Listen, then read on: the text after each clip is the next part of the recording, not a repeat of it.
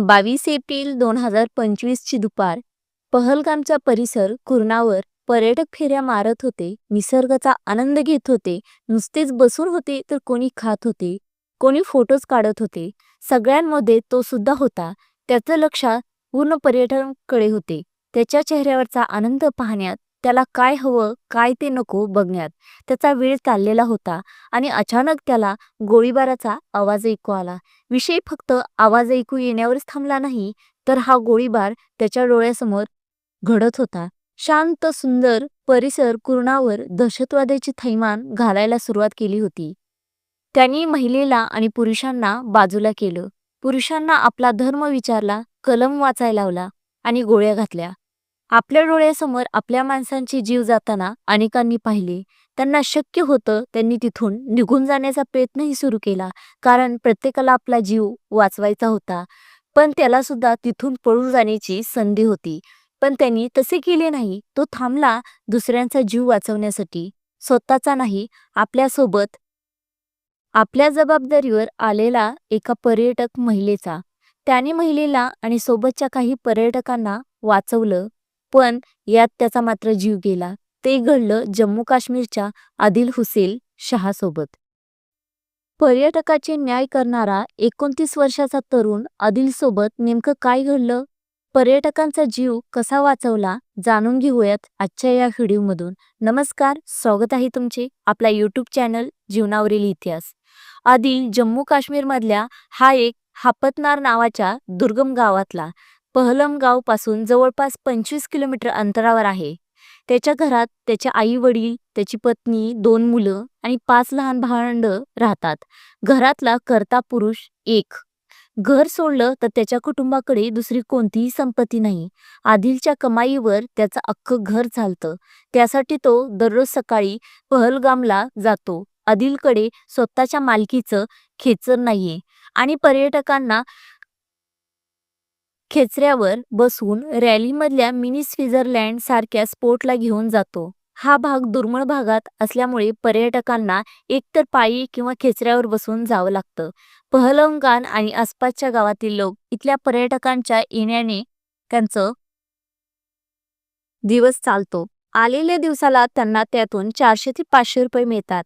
एवढ्याच पैशात त्यांना कुटुंबातल्या सगळ्यांचे पोट भरायचं असायचं. पण आदिलचा लहान भाऊ टॅक्सी चालवतो, पण त्याला दररोज असे काही काम भेटत नाही. तुम्हाला तर माहितीच असेल की जम्मू काश्मीरमधील पहलगाममध्ये काही दिवसांपूर्वी ढगफुटी झाली होती. त्यामुळे तिथले रस्ते बंद झाले.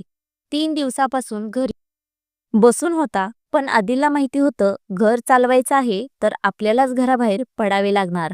म्हणून तो दररोजच्या सकाळी सकाळी लवकर उठून 22 एप्रिलचा दिवस नेहमीप्रमाणेच तो सकाळी 8 वाजता पहलगामला कामाला गेला आणि तिथून त्याने भाड्याने खेचर घेतले. त्या दिवशी पहलगाममधून एक पुरुषाने आणि एका महिलेने घेऊन तो परिसरात रॅलीला निघाला. पर्यटकांच्या खेचऱ्यावरून तयार करण्यासोबतच आधुनिक चांगला गाईडही होता. तिकडे जायला एका पायी वाट सुद्धा होती. दर्ग्यामधून खडक्यांमधून असा तो रस्ता होता. त्यामधून तो स्पष्ट ठिकाणांच्या माहिती देत आदिल पर्यटकांना घेऊन चालत होता. नेहमीसारखा हसत खेळत पर्यटकांचे मनोरंजन करत आहे. आदिल त्यांना व्हॅलीमधून फिरवत होता. नेहमीप्रमाणेच आदिल मिनी स्वित्झर्लंड स्पॉटला त्याच्यासोबत आलेले पर्यटक व्हॅलींना आनंद घेत होता. तर तो त्यांना चांगल्या ठिकाणी जेवायलाही नेत होता आणि त्यांचे फोटो रील्स बनवण्यासाठी मदत करत होता. सगळे काही नेहमीप्रमाणे चांगले चालू होते. त्याच वेळेस घड्याळामध्ये साधारण 2:45 वाजले असते. आपल्यासोबत आलेल्या आणि इतर लोकांना परिसरात मध्ये वेळ घालवताना तो पाहत होता.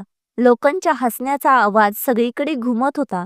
अचानक बंदुकीतून 2 गोळ्या झाडल्याच्या आवाजाकडे सगळ्या लोकांचे लक्ष गेले.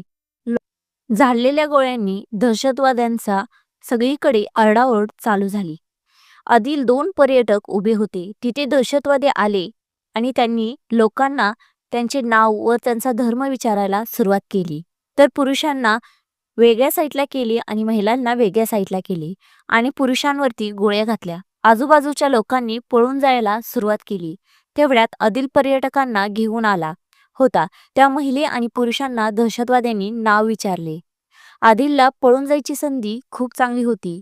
तो मध्ये पडला व दहशतवाद्यांना पहिल्यांदा विनंती करायला सुरुवात केली, कुणालाही मारू नका, तुम्ही खूप चुकीचं काम करताय. पण दहशतवाद्यांना जसा त्या महिलेच्या वडिलांचा धर्म कळाला तसे त्यांनी तिच्या वडिलांच्या डोक्यात गोळ्या घातल्या. आदिल आणि ती महिला झटापटीमध्ये खाली पडली होती. या महिलेचे वडील हिरव्यागार गवतामध्ये रक्ताच्या खारोळ्यात पडले होते. आदिल घाबरला होता आणि दहशतवाद्यांवर चिडला देखील होता. मागच्या लोकांनी त्याला आपला जीव वाचवायला पळायला सांगितले, पण तो म्हणाला की ही माझी बहीण आहे आणि तिला इथे असंच सोडून मी पळणार नाही. मग आदिल उठला आणि दहशतवाद्यांना भिडला. का मारताय, त्यांनी तुमचं काय वाकडे केले, असे म्हणून लोकांना मारू नका असे दहशतवाद्यांना सांगितले. त्यांना काहीही फरक पडला नव्हता. हे बघून रागाने पेटलेला आदिल एका दहशतवाद्याच्या हातातून बंदूक हिसकवायला सुरुवात केली.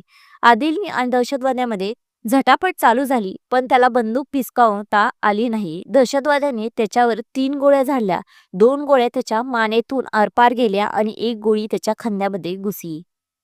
मात्र आदिल आता ओरडत ओरडत खाली पडला. बाकीचे लोक पळत होते. आदिल निश्चित पडलेला होता. मग झाली संध्याकाळ. आदिलचा भाऊ नौशादला त्याच्यावरून फोन आला त्याच्या घरून. त्यांनी सांगितले की आदिलचं काहीच बोलणं होत नाहीये. घरच्यांनी आदिलला नेहमीप्रमाणे संध्याकाळी फोन केला, पण आदिलचा नंबर बंद होता. बऱ्याच वेळा फोन लावला तर कधी फोन वाजायचा तर कधी लागतच नव्हता.